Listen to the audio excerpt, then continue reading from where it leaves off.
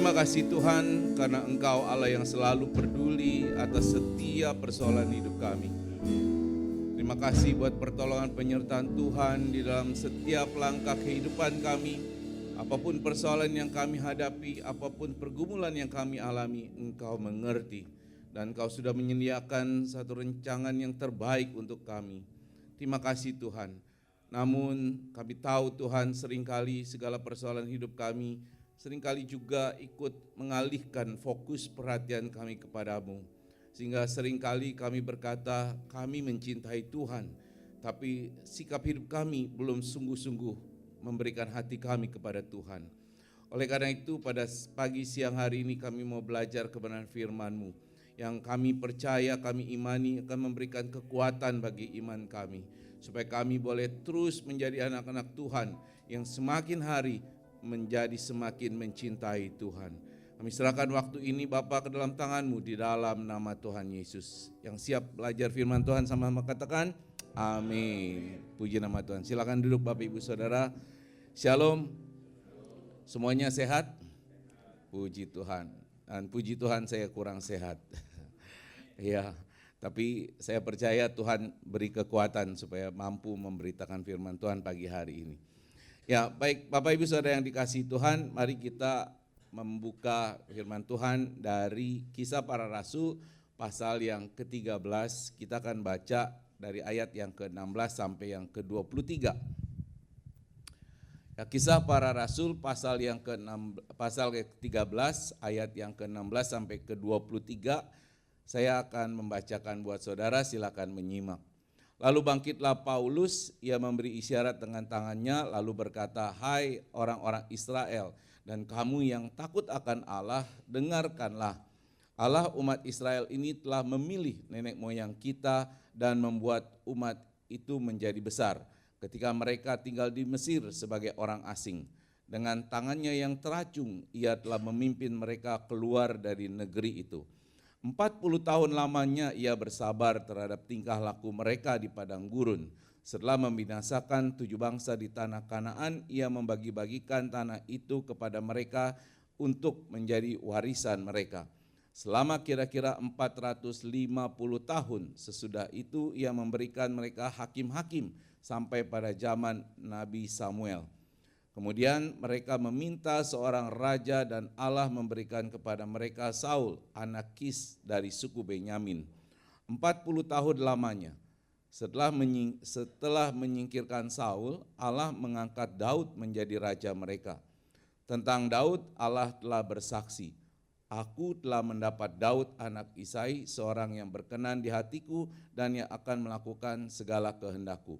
Sesuai dengan yang telah dijanjikannya, dari keturunannya lah Allah telah mendatangkan juru selamat bagi orang Israel, yaitu Yesus." Demikian firman Tuhan. Bapak Ibu Saudara yang berbahagia ialah kita yang selalu membaca, merenungkan, dan melakukan firman Tuhan. Haleluya. Bapak Ibu Saudara yang dikasihi oleh Tuhan, dalam bacaan ayat kita hari ini, Rasul Paulus menyampaikan khotbah yang penuh kuasa di bait Allah pada waktu itu. Dan dari dalamnya kita bisa menemukan satu wawasan berharga tentang keharusan kita untuk memiliki hati, untuk memberikan hati kepada Tuhan. Ya, a heart for God, hati untuk Tuhan. Itulah tema khotbah kita pagi hari ini. Nah, di dalam Alkitab Bapak Ibu Saudara, hati itu dikatakan sebagai pusat dari kendali perasaan. Perasaan kasih sayang kita, perasaan cinta kita. Dari hati mengalir cinta, demikian. Selain itu juga ada mengalir keinginan, kesukaan, hasrat, dan gairah. Nah, perasaan kasih sayang itu saudara memiliki tingkat intensitas yang berbeda-beda tentunya. Kita tahu ya, ada yang kita sayangi biasa-biasa aja, yang ada yang kita sayangi, wah luar biasa besar kasih sayangnya. Nah, semakin kuat kasih sayang kita terhadap seseorang ataupun terhadap sesuatu benda, maka semakin berhargalah orang itu atau benda tersebut. Dan semakin kita rela berkorban untuk memiliki yang kita sayangi itu tentunya. Nah, Yesus pernah berkata, kalau saudara ingat, Di mana hatimu berada, disitulah, nggak hafal ya. Di mana hatimu berada, disitulah hartamu berada. Ya, dengan kata lain, hal-hal yang kita hargai dan berharga bagi kita, ya akan kita cintai dan kita akan berikan hati kita kepadanya. Dan kecintaan kita pada sesuatu yang kita sayang itu akan mengarahkan hidup kita. Karena kita akan membuat pilihan-pilihan dalam perilaku hidup kita secara terus-menerus itu berdasarkan apa yang kita sukai, apa yang kita cintai. Ya, saya mau beri contoh sederhana lah. Kita tahu Jakarta sekarang ini lagi polusi ya. Lagi mengalami kekeringan, panasnya luar biasa. Ya, minggu kemarin saya ingat teman saya kabarkan ini Jakarta sudah 37 derajat siang hari. Feel like ya rasanya kayak 40-41 derajat. Ya, panasnya luar biasa. Ya. Namun karena panas, polusi, kering, tapi toh kita nggak pergi juga dari Jakarta ya. Ya. Kita nggak suka panas, kita nggak suka polusi, tapi kita nggak pergi-pergi juga gitu. Ya, kenapa? Ya karena kita masih mencintai rumah kita ada di sini, ya keluarga kita ada di sini, pekerjaan kita di sini. Jadi rasa cinta kita kepada keluarga, rumah, pekerjaan kita itu jauh lebih besar daripada kebencian kita akan panas terik polusinya kota Jakarta. Betul ya? Jadi apa yang kita cintai itulah yang mengarahkan kita untuk membuat satu keputusan atau suatu tindakan. Nah, oleh karena itu saya pengen mengingatkan kita semua cinta Tuhan ya, amin ya. Amin ya, amin. Tapi ternyata kita lebih mencintai Instagram karena kita lebih asik scroll berjam-jam daripada baca firman Tuhan. Halo? Ya, betul ya. Ayo deh ngaku. Ya, kita lebih cintai gadget kita daripada kita spend waktu untuk ikut ibadah doa Jumat malam. Sakit ditonjok nih ya. Kita lebih senang habiskan waktu untuk nonton drakor. Yang ceritanya itu lagi. Ya kan gak jauh-jauh ya. Ya, ada pria wanita jatuh cinta, ya terus gagal, terus ada pihak ketiga, pihak keempat dan seterusnya. Kayaknya gitu-gitu aja ceritanya. Saya sih nggak pernah nonton ya, tapi ya kan baca sinopsisnya. Nggak pernah nonton, karena kalau udah nonton memang udah jatuh cinta jadinya nggak bisa lepas tuh ya, betul ya.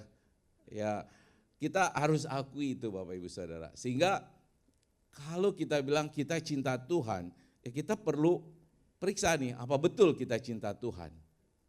Ada juga orang-orang yang rela makannya seadanya.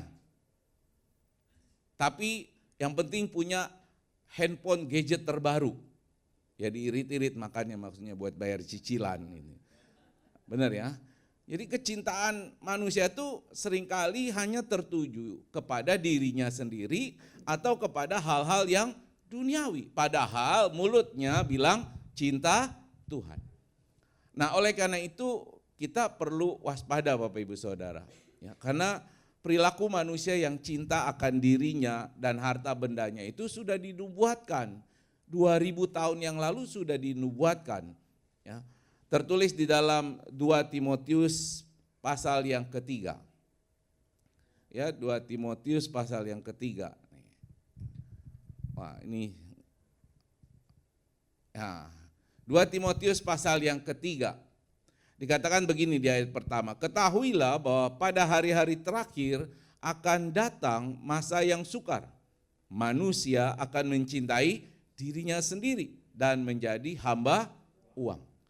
Dan kita melihat bahwa nubuatan ini sudah tergenapi dan nyata adanya.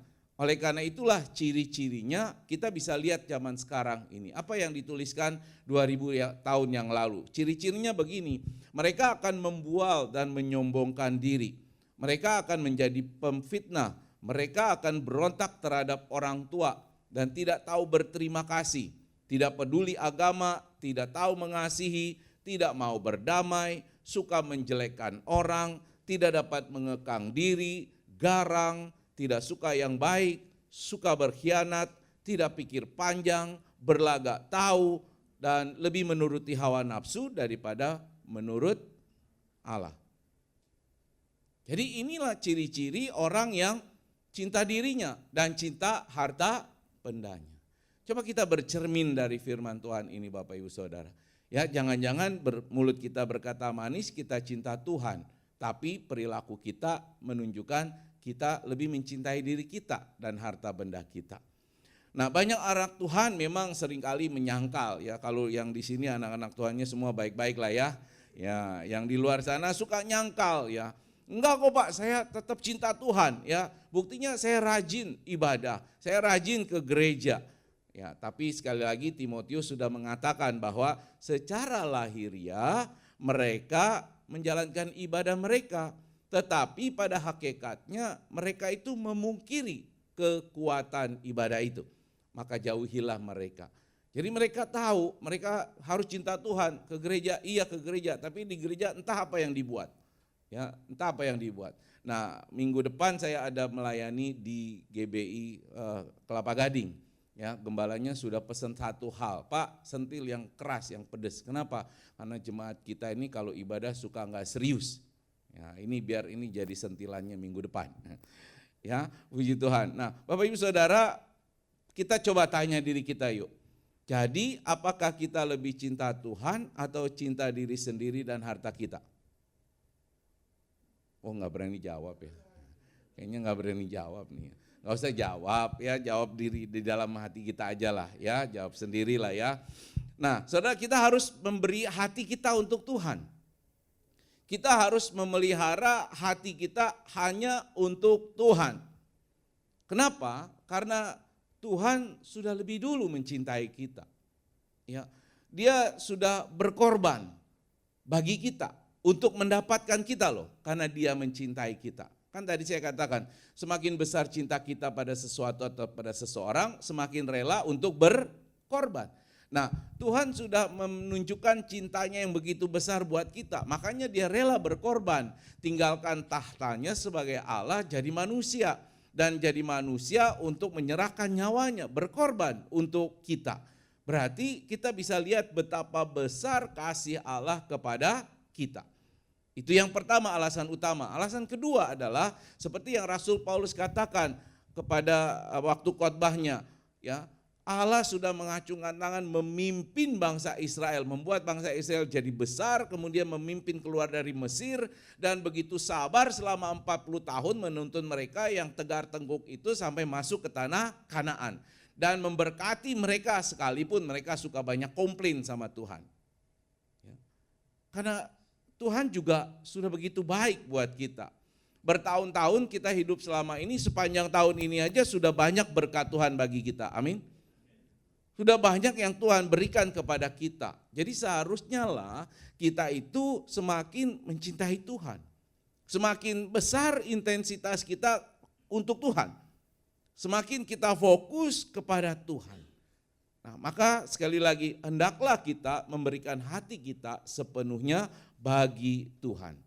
Nah, di dalam ayat bacaan yang kita baca hari ini ada sebuah teladan yang perlu kita ikuti. Teladan dari seorang Daud. Ya, dari bacaan hari ini Bapak Ibu Saudara, dari ayat 22b dikatakan begini, bahwa tentang Daud Allah telah bersaksi, aku telah mendapatkan Daud anak Isai, seorang yang berkenan di hatiku dan yang akan melakukan segala kehendakku.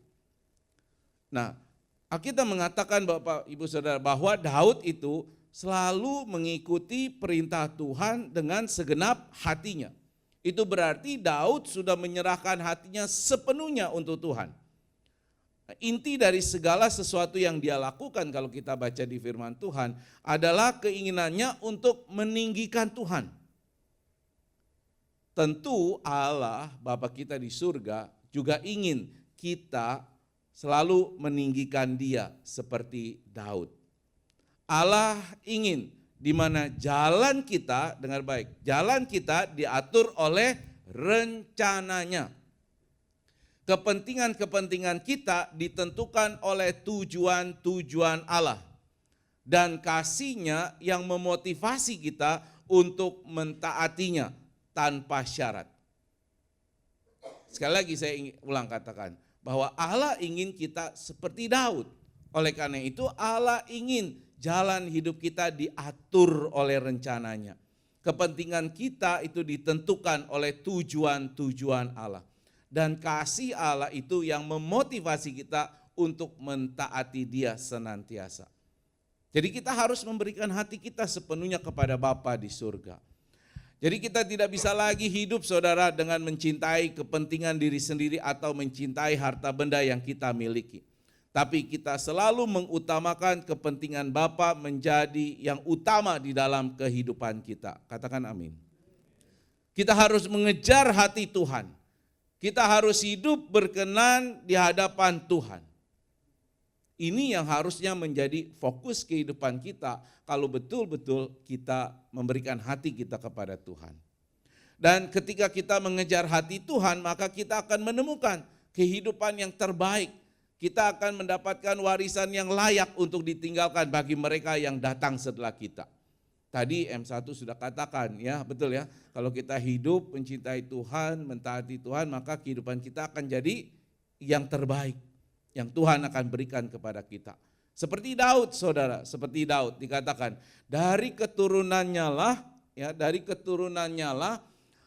Allah telah mendatangkan juru selamat bagi orang Israel, yaitu Yesus. Jadi saudara, kita harus memberikan hati kita kepada Tuhan. Yang setuju katakan amin. Ya, berikan hati kepada Tuhan, sungguh-sungguh. Intensitasnya makin lama makin besar. Ya, sekedar sharing, bulan lalu kami di kantor merayakan persekutuan doa Filipi, PDO Filipi namanya.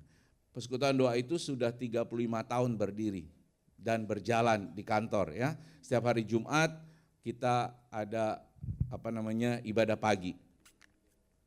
Setiap Kamis siang kita ada namanya doa bersama. Dan setiap hari pagi jam 7.30 kita ada renungan pagi. Dan yang luar biasanya dari sekian banyak anggota itu ada satu ibu yang usianya sekarang kayaknya sudah lebih dari 70. Karena dia sudah ulang tahun kerja 50 tahun di OT. 50 tahun di OT, iya. Saya bilang luar biasa ya. Dan yang paling luar biasanya adalah dia sudah 35 tahun sejak PDU itu berdiri dan dia tetap melayani sampai hari ini. Ya, luar biasa. Ya, karena apa? Karena hatinya untuk Tuhan. Dan di luar itu dia punya kegiatan saudara, sekalipun usianya udah 70-an ya, tapi dia masih suka ikut teman-temannya mengunjungi orang sakit, ya, mengunjungi yang lagi kesusahan, ya, padahal dia usia udah 70. Ya, dan luar biasa masih berkarya sampai hari ini. Nah, Bapak Ibu Saudara, kalau kita berikan hati kepada Tuhan, tentu Tuhan akan berikan yang terbaik dalam kehidupan kita. Amin ya. Mungkin bukan kehidupan yang serba nyaman, serba enak, tapi pasti kehidupan yang terbaik. Nah, oleh karena itu kita perlu mengejar perkenanan Tuhan. Amin. Kita perlu mengejar memiliki hati Tuhan. Amin. Ya. Nah, bagaimana caranya? Nih sambil lewat saya mau kasih satu tips nih, khusus buat wanita. Ada sebuah idiom itu kata pepatah ya. Nah, bilang begini, buat wanita khususnya ini ya, the way to a man's heart is through his stomach. Ya benar ya. Jadi cara mendapatkan hati pria itu adalah melalui perutnya. Ya, maksudnya perutnya diusap-usap? Enggak, bukan. Maksudnya apa? Ya masak, kasih makan yang enak-enak, ya gitu ya. Kasih makan yang enak-enak. Nah, supaya apa? Supaya dia merasa dihargai, dia berharga gitu ya. Nah, jadi kalau pria-pria yang perutnya buncit, coba cek perutnya. Kalau yang perutnya buncit, berbahagialah. Kenapa? Berarti istrinya sayang banget loh. Ya, dikasih makan terus yang enak-enak ya. Tapi Bu Dewi udah kode gini Pak, gini Pak. Ada urusan gini Pak, gini ya. Ya perlu modal lah ya, perlu modal ya. Nah, ini satu idiom. Jadi untuk mendapatkan hati pria harus memberikan sesuatu yang sangat disenangi atau sangat disukai, ya. Sangat disukai atau disenangi. Itu cerita sebetulnya idiom ini zaman dulu Bapak Ibu Saudara. Kenapa? Karena zaman sekarang wanita tuh jarang masak. Ya, jadi ada trik baru. Gimana caranya untuk dapatkan hati pria, ajak dia makan yang enak-enak. Tapi habis itu suruh bayar dia. Dia yang suruh bayar. Iya dong. Ya, itu zaman now kan. Beda sedikit lah ya. Jadi ada sesuatu yang dilakukan, yang dikerjakan, apa yang disukai pria, itu yang pentingnya. Nah, Bapak Ibu Saudara, saya ingin katakan begini, kalau Anda mau dapat hatinya Tuhan, ayo lakukan sesuatu yang Tuhan suka. Ya, yang Tuhan senang, yang Tuhan ingin, supaya kita bisa dapatkan hatinya. Nah, bagaimana caranya supaya kita bisa dapatkan hati Tuhan? Ya tentu berikan hati kita buat Tuhan. Berikan kasih sayang kita kepada Tuhan. Seperti wanita memberikan kasih sayangnya, perhatiannya kepada sang pria, suaminya. Kita berikan kasih sayang kita kepada Tuhan. Sepenuhnya berikan hati kita untuk Tuhan. Nah, bagaimana caranya, ciri-cirinya supaya kita tahu bahwa kita memberikan hati kita untuk Tuhan. Yang pertama, prioritas hidup kita adalah hubungan pribadi kita dengan Tuhan. Prioritas hidup kita harus adalah hubungan kita dengan Tuhan. Itu menjadi prioritas yang utama. Jadi seorang yang hatinya untuk Tuhan itu dan berkenan di hati Tuhan menjadikan hubungannya dengan Tuhan sebagai prioritas yang paling utama, yang diutamakan. Daud memiliki kasih dan rasa hormat yang besar kepada Allah karena dia selalu saudara mendekatkan diri kepada Bapa seperti yang tertulis di dalam Mazmur 119 ayat 15 sampai 16. Yuk buka yuk, Mazmur 119 ayat 15 sampai 16. Mazmur 119 ayat 15 sampai 16. Ini bukti bahwa betapa Daud itu selalu mengutamakan relasinya dengan Tuhan. Ya, aku hendak merenungkan titah-titah-Mu dan memperhatikan jalan-jalan-Mu. Aku menggemari ketetapan-ketetapan-Mu. Firman-Mu tidak akan kulupakan. Jadi yang menjadi kesukaan Daud adalah ketetapan-ketetapan Tuhan, firman Tuhan. Jadi yang harusnya kita tunjukkan ketika kita berikan hati kepada Bapa adalah kesukaan kita untuk membaca firman Tuhan. Itu sebabnya di dalam ayat 105 Daud mengatakan, firman-Mu itu pelita bagi kakiku dan terang bagi jalanku. Saudara, firman Tuhan harus kita cintai. Itulah bukti bahwa hati kita untuk Tuhan. So, saya mau katakan kalau kita nggak suka baca firman Tuhan, jangan-jangan hatimu bukan untuk Tuhan. Daud selalu mencari Tuhan di dalam doa untuk mendapatkan apa? Kekuatan, hikmat dan hadirat Allah. Sebagaimana dia katakan di dalam Mazmur 5 ayat 3 dan juga 63 ayat 7 sampai 9. Saya bacakan aja biar cepat. Dengarlah jeritanku, minta tolong ya Rajaku dan Allahku. Ini doa Daud. Sebab kepadamu-lah aku berdoa, saat aku mengingat Engkau di tempat tidurku, aku merenungkan Dikau sepanjang jaga malam. Sebab Engkau telah menjadi pertolonganku dan di bawah naungan sayap-Mu aku bersorak-sorai. Jiwaku melekat padamu, tangan kananmu menopang aku. Jadi ketika kita dalam masalah, dalam kesulitan, siapa yang kita cari? Ya, saya udah khotbahkan itu 2 minggu yang lalu apa kalau nggak salah kan? Ya cari Tuhan lah, ya jangan cari orang pinter. Kita serahkan semua kekhawatiran kita. Kita datang kepada Tuhan untuk mendapatkan hikmat dan kekuatan. Ya, saya juga tahu ada di antara kita yang mungkin dalam pencobaan hari ini, ya datang sama Tuhan, minta kekuatan, kesanggupan. Bukan jalan keluar saja, tapi kekuatan untuk bisa melewati ya, badai hidup yang kita alami ini. So, untuk pertanyaan refleksi buat kita, apakah hatimu untuk Tuhan? Kalau hatimu untuk Tuhan, apakah prioritas hidupmu selama ini adalah hubungan pribadi dengan Tuhan? Kalau belum, yuk pagi siang hari ini kita diingatkan untuk kembali membangun relasi yang intim dengan Tuhan. Ya, membangun hubungan yang intim kembali dengan Tuhan. Baca firman Tuhan, ikut doa, dan Jumat malam jangan lupa hadir doa bersama. Ya, penting, ya, karena ini adalah cara untuk kita menyatakan kita mencintai Tuhan. Berikutnya apalagi saudara? Yang kedua, kita menaruh kepercayaan kita kepada Tuhan ketika menghadapi pencobaan dan kesulitan. Jadi ketika hati kita tertuju kepada Tuhan, maka kita harus percaya apa yang kita alami itu pasti Tuhan mengerti, pasti Tuhan peduli, pasti Tuhan akan memberikan jalan keluar. Seperti Daud, saudara. Daud percaya kepada Tuhan. Dia tidak peduli kesulitan apapun yang dihadapinya. Ya, sementara para pejuang Israel mungkin takut menghadapi Goliat, dia maju melawan Goliat. Bahkan ketika maju, Daud itu dengan marah dia berkata kepada si Goliat, "Engkau mendatangi aku dengan pedang, tombak dan lembing, tetapi aku mendatangi engkau dengan nama Tuhan semesta alam, Allah pasukan Israel yang kau hina." Jadi Daud menantang Goliat dengan rasa percaya bahwa Tuhan akan memberikan kemenangan kepada kita. Demikian juga dengan kita, saudara. Kalau hati kita buat Tuhan, tertuju pada Tuhan, maka katakan kepada setiap persoalan pergumulan yang kita hadapi, aku akan mengatasi engkau dalam nama Tuhan. Kita akan sanggup, kita akan mampu, kita akan kuat untuk melewati segala persoalan hidup kita. Kalahkan dia di dalam nama Tuhan. Dan sepanjang hidupnya saudara, Daud menanggung tantangan yang luar biasa banyak.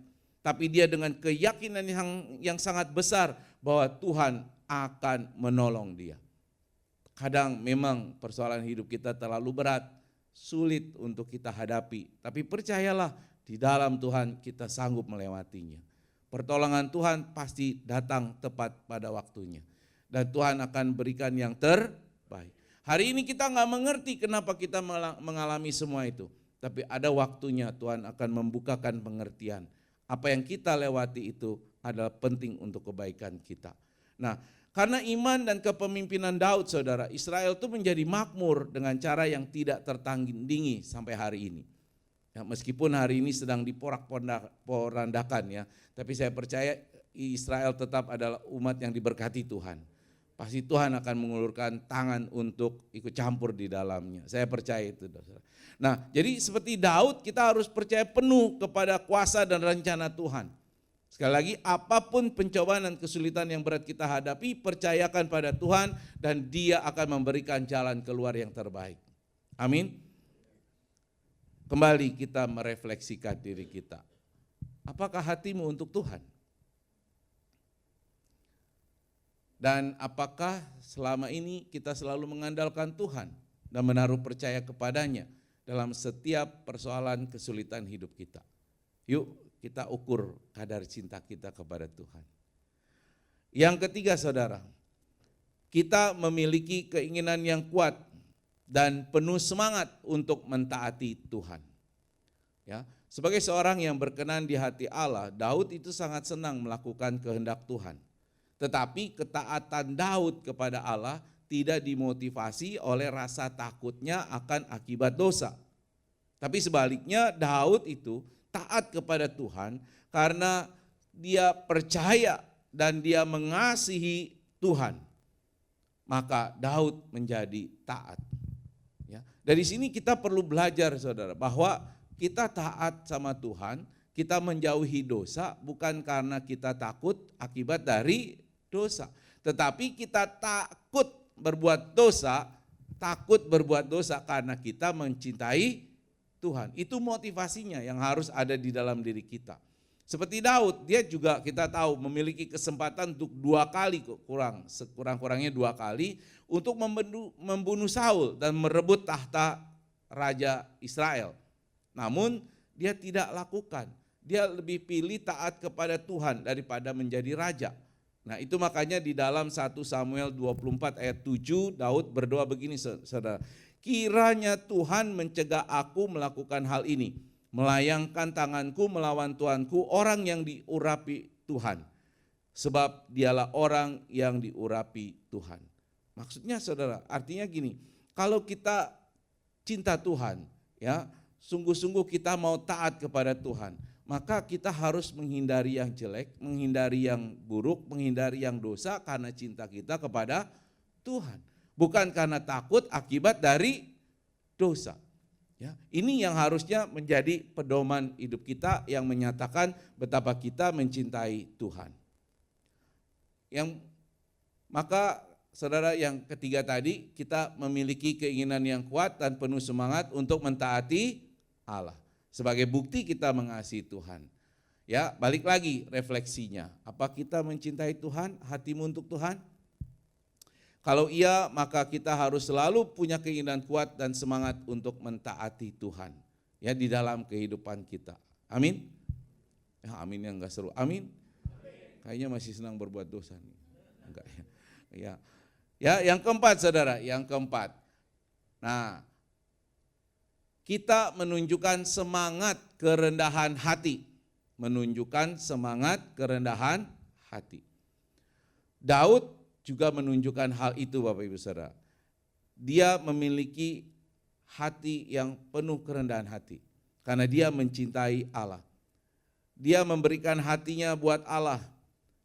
Daud punya alasan banyak untuk bermegah diri saudara.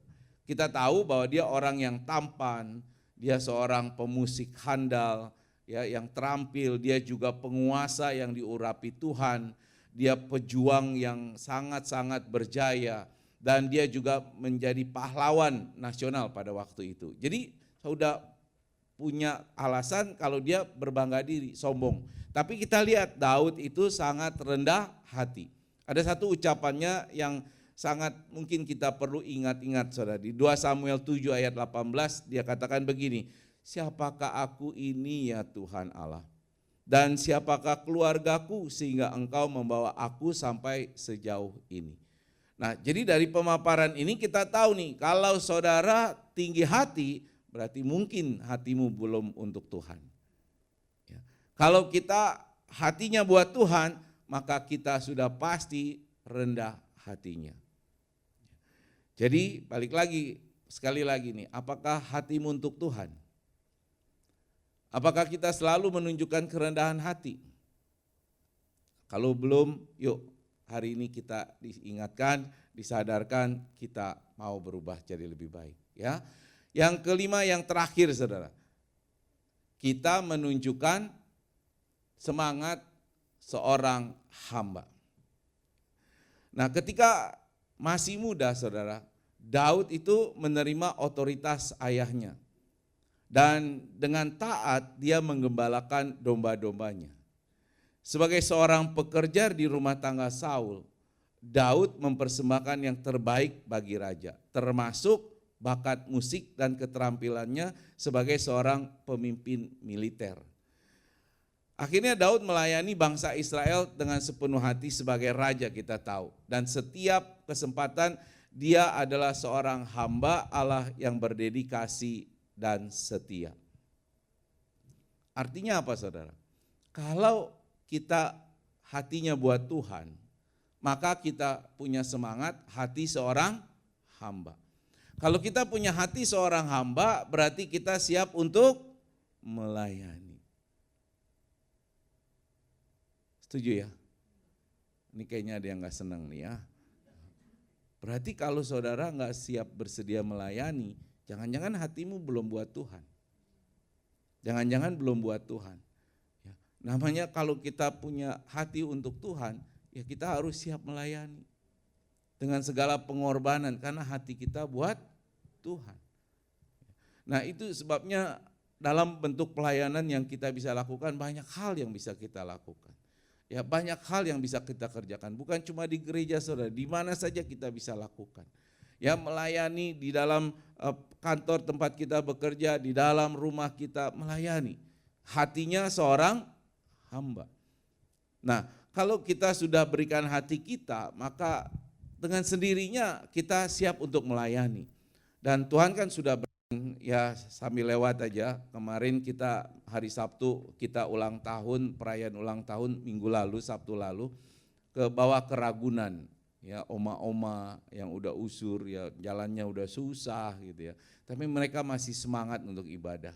Ya, kita bawa ke Ragunan dan habis itu ya mereka dikasih waktu bebas sampai sore. Namanya udah oma-oma ya tetap aja akhirnya tiduran-tiduran juga di situ, nggak jalan-jalan. Ya karena udah tua, tapi ya mereka happy aja, sukacita gitu ya, happy dan sukacita. Dan ya luar biasanya Tuhan itu ketika kita menyebarkan proposal untuk mendukung dana bagi-bagi sembako, enggak jalan-jalan belum direncanakan ya, bagi-bagi sembako tapi ibadah Padang rencananya di Taman Mini tapi juga susah karena tempatnya jauh ya. Terkumpulnya luar biasa, Tuhan tuh luar biasa ya. Mau bagi sembako budget 7,6, kirim teman saya langsung nggak banyak babi bu, kirim langsung ya, kirim lagi ke yang lain dapat lagi ya, kita kumpul-kumpul luar biasa ya, dan akhirnya dananya berlebih dan saya bilang kita pakai untuk Natalan nanti. Dan tanggal 23 Desember kita akan Natalan di sana dan saya undang saudara kalau mau ikutan karena mereka akan bagi-bagi ransum ke teman-temannya di pinggir rel kereta. Ya semangatnya luar biasa. Mereka juga kekurangan tapi kok masih mau bagi-bagi ya. Ya, tapi itulah jiwa melayani karena cinta Tuhan. Ya, dan puji Tuhan ada salah satu sehat walafiat waktu hari Sabtu duduk di dekat depan. Ya saya lupa ingat wajahnya karena dia udah pakai masker dan hari Senin pagi dia sudah dipanggil pulang Tuhan. Satu ya, masih muda umur 50-an lah ibu-ibu. Tapi ya nggak ada sakit, nggak ada apa, ya udah panggil pulang duluan. Ya kita juga nggak menyangka, tapi ya sudahlah ya. Dan Pak Saat koordinator juga bingung kenapa ya, namanya orang susah gitu kan, mau diurusin hari itu juga langsung dimakamin. Ya lagi bingung untuk peti matinya gimana, ya sudahlah kita layani aja. Ya saya nggak bisa layani datang karena ada gereja adiknya yang mau layani, ya udah ya kita support aja untuk semuanya berjalan dengan baik ya. Semuanya adalah kenapa? Karena kebaikan Tuhan. Karena kebaikan Tuhan, maka kita mencintai Tuhan. Tapi Tuhan itu tidak bisa nampak. Yang nampak di depan kita adalah orang-orang di sekeliling yang perlu kita layani.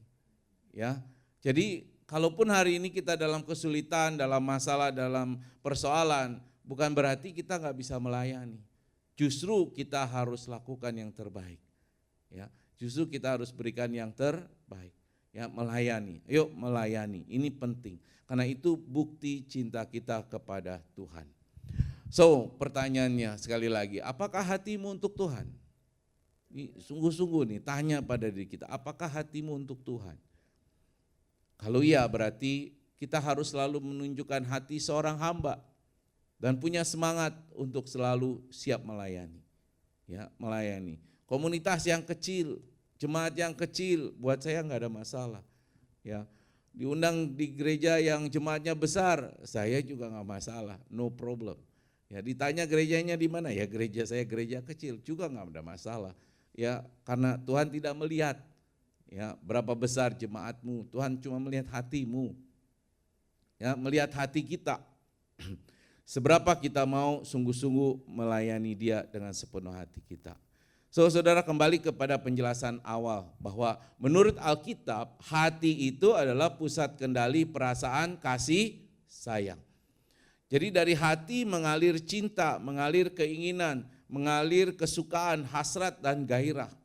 Maka perasaan kasih sayang kita itu harus memiliki, kita tahu memiliki intensitas yang berbeda-beda. Kalau awal baru pertama kita cinta Tuhan, kadarnya 10. Masa udah bertahun-tahun tetap 10? Halo? Ya. Apalagi turun, ya kan enggak benar berarti. Jadi intensitas kasihnya harus makin besar. Setuju? Katakan amin kalau setuju. Kasih kita harus semakin besar kepada Tuhan. Ya, sehingga kalau hati kita makin besar untuk Tuhan, cinta kita untuk Tuhan, maka Tuhan itu semakin berharga. Dengar sekali, kalau kita makin cinta Tuhan, maka Tuhan itu makin berharga dalam kehidupan kita. Dan makin kita akan rela berkorban untuk memiliki hati Tuhan. Kalau hubungan kita sama Tuhan makin hari makin buruk, jangan-jangan cinta kita makin sudah hilang. Nah, oleh karena itu kita perlu menjaga hati kita, saudara. Ya, harus semakin kuat cinta kita kepada Tuhan. Caranya gimana? Tadi sudah dijelaskan. Yang pertama, semakin kita menjadikan hubungan kita dengan Tuhan sebagai prioritas utama. Ingat-ingat, hubungan kita dengan Tuhan menjadi prioritas utama. Semakin kita percaya akan pertolongannya dalam setiap persoalan dan kesulitan hidup kita. Sering saya katakan, ketika kita percaya sama Tuhan, meminta Tuhan, mungkin persoalan kesulitan tidak akan berlalu begitu saja, tapi kita diberi kekuatan untuk sanggup melewati semua itu dengan sebaik-baiknya. Ya, dan itu akan mendatangkan kebaikan buat kita pada waktunya. Yang ketiga, semakin kita taat kepadanya di dalam segala hal, bukan karena kita takut akan akibat dosa, tapi kita taat karena kita semakin mencintai Tuhan. Semakin memiliki kerendahan hati, ya, karena kita tahu kita ini bukan siapa-siapa. Ya, kita ini cuma sebagai seorang yang berdosa yang mendapat kasih karunia dari Tuhan. Dan kita semakin bersedia untuk melayani. Ada amin? Ya. Nah, mari kita tunjukkan kasih kita kepada Tuhan. Berikan hatimu kepada Tuhan. Karena Tuhan sudah memilikimu. Karena Tuhan sudah berkorban untukmu. Maka pada waktunya sekarang kita membalas kebaikan Tuhan. Ya. Nah, oleh karena itu Bapak Ibu Saudara, biar kiranya Roh Kudus yang akan memampukan kepada kita untuk kita semakin mencintai Tuhan. Dan dengan itu kita akan menunjukkan kepada dunia bahwa hati kita hanya milik Tuhan. Dan ketika kita mempunyai hati untuk Tuhan, maka kita bolehlah menjadi garam dan terang bagi orang-orang di sekeliling. Amin. Mari kita berdoa. Bapa di surga, terima kasih buat firman-Mu yang sudah kami dengar, kami renungkan pada pagi hari ini. Yang kami tahu Tuhan bahwa kami belum sepenuhnya hati kami berikan untuk Tuhan. Kami masih suka setengah-setengah karena kami masih suka mencintai diri kami sendiri, bahkan mencintai dunia ini. Tuhan, di pagi hari ini biarlah kiranya Roh Kudus yang menegur, mengingatkan kami selalu bahwa kami harus berikan hati kami kepada Tuhan. Intensitas kasih cinta kami kepada Tuhan semakin besar seharusnya, sehingga kami semakin memprioritaskan hubungan dengan Tuhan. Semakin kami terus mau memberikan yang terbaik untuk Tuhan. Semakin kami mempercayakan hidup kami kepada Tuhan dalam setiap persoalan hidup kami. Semakin kami taat kepada Tuhan, semakin kami punya kerendahan hati, dan terlebih lagi kami mau melayani Tuhan. Melayani di dalam setiap tempat dimanapun Tuhan tempatkan kami. Terima kasih Bapak buat firman-Mu pagi hari ini, biar kiranya Roh Kuduslah yang memeteraikan dalam hati kami sehingga menjadi rema dalam kehidupan kami. Terpuji-pujilah Engkau di dalam nama Tuhan Yesus. Haleluya. Amin.